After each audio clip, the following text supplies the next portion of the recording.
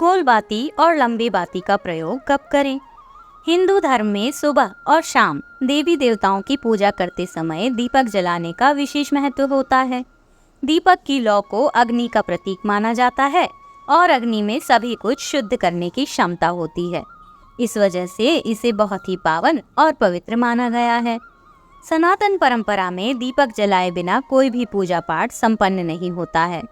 दीपक जलाने से देवी देवता प्रसन्न होते हैं और घर में सकारात्मक ऊर्जा का संचार होता है। घर में सकारात्मक ऊर्जा होने से घर में सुख शांति और खुशहाली रहती है। देवी देवता के सामने दीपक जलाते समय घी, सरसों या अन्य तेल के साथ रुई से बाती बनाकर जलाई जाती है। आमतौर पर दो तरह की बाती होती है, एक लंबी और दूसरी गोल बाती। दोनों बाती को जलाने का अलग अलग महत्व है, लेकिन अधिकतर लोग इस बात से अनजान हैं कि गोल और लंबी बाती कौन से देवी देवताओं के सामने प्रज्वलित करनी चाहिए। लेकिन उससे पहले अगर आप भी चाहते हैं कि माता रानी का आशीर्वाद आप पर बना रहे तो इस वीडियो को एक लाइक करें और चैनल को सब्सक्राइब कर लें और कमेंट बॉक्स में जय माता रानी जरूर लिखें। गोल बाती का दीपक, दोस्तों इसे फूल बाती भी कहा जाता है। इसका दीपक जलाने से घर में स्थिरता आती है, साथ ही शुभ फल की प्राप्ति होती है। वहीं गोल बाती का दीपक हर देवी देवताओं के आगे नहीं जलाना चाहिए। आइए जानते हैं कि गोल बाती का दीपक कौन से देवी देवताओं के सामने जलाना चाहिए। शास्त्रों के अनुसार गोल बाती का दीपक ब्रह्मा जी, इंद्रदेव, शिव जी, विष्णु जी सहित अन्य देवता के मंदिर में लगाना शुभ होता है। इसके साथ ही तुलसी के पौधे के सामने भी गोल बाती वाला दीपक ही जलाना चाहिए। गोल बाती जलाने से घर में स्थिरता आती है। इससे माँ लक्ष्मी का घर में हमेशा वास रहता है। इसके अलावा पीपल या फिर बड़ वृक्ष की पूजा करते समय भी गोल बाती ही जलाएं।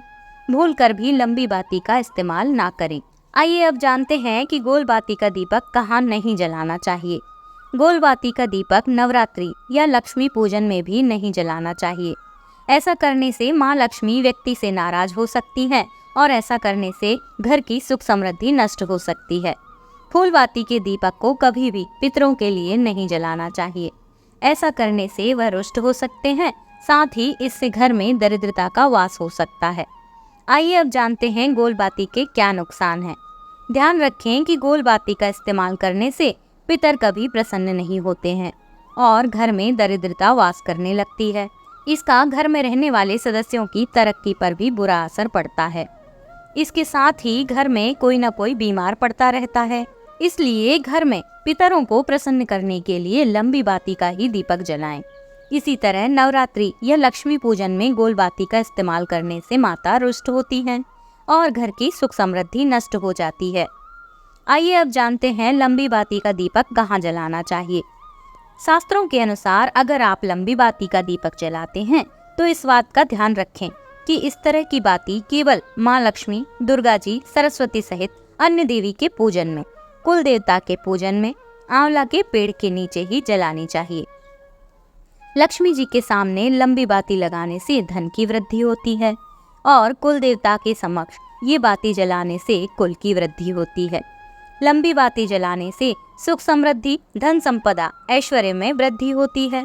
अमावस्या या अन्य किसी दिन पितरों के लिए दीपक जला रहे हैं तो भी आपको ये ध्यान रखना चाहिए कि यह दीपक लंबी बाती वाला ही होना चाहिए।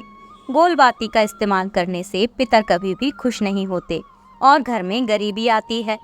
परिवार के सदस्यों पर भी इसका बुरा असर पड़ता है, उनकी तरक्की रुक जाती है।